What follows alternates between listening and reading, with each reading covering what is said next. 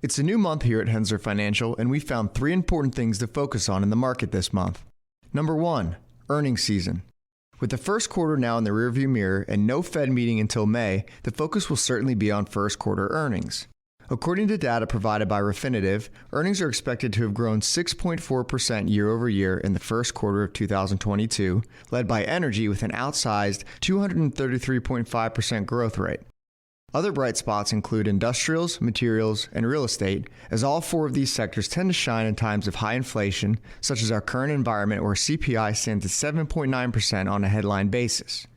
Stripping out the energy sector, S&P 500 earnings are expected to be just 1% above their year-ago level.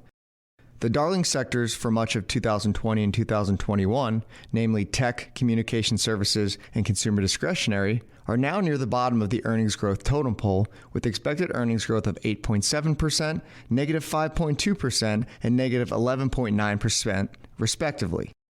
Even if we experience some upside surprise in earnings growth, Q1 2022 is set to mark the slowest pace of earnings growth for the S&P 500 since the fourth quarter of 2020, when the economy was emerging from the COVID-driven recession.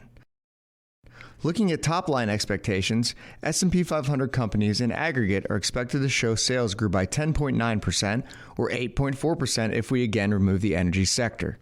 This too would mark the weakest growth since the fourth quarter of 2020.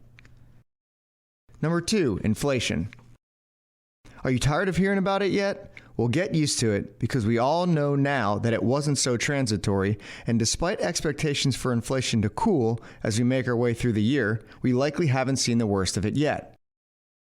Just when it seemed supply chains were righting themselves and inventories were being replenished, sanctions and supply chain disruptions related to the unforeseen war between Russia and Ukraine have sent commodity prices soaring, reigniting expectations for prices to remain higher for longer.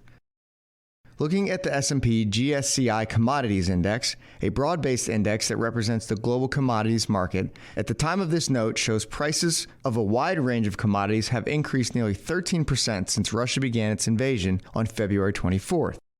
In particular, both the price of wheat and energy products have soared, signaling that food and energy costs will continue to rise and bolstering the argument that inflation will remain elevated for some time.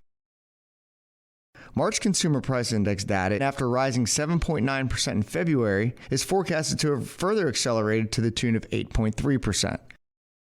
Despite the surge in prices, the consumer appears resilient, but at some point we expect to see consumer demand erode, as there is a limit to how high prices can go before demand suffers. Number 3, yield curve inversion. As the odds of further rate hikes increase, with almost 2.25% in rate increases currently priced in for 2022, the yield on the 10-year Treasury minus the 2-year Treasury has turned negative, signaling a yield curve inversion. Short-term Treasury yields have risen more than those of longer-term maturities, reflecting expectations that the Fed could start raising its benchmark federal funds rate in half percentage point increments in coming meetings in an effort to tame inflation.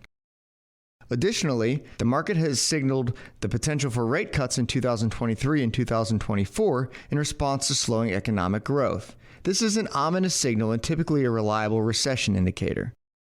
With inversions of this type, there has been a 2/3 chance of a recession in the next year and a 98% chance of a recession in the next 2 years. As the Fed attempts to tame inflation, the risks rise of their efforts causing a slowdown in economic growth, and we will look to see if a soft landing can be engineered in the coming months. And that's been your Market Minute for the month of April. Thanks for listening.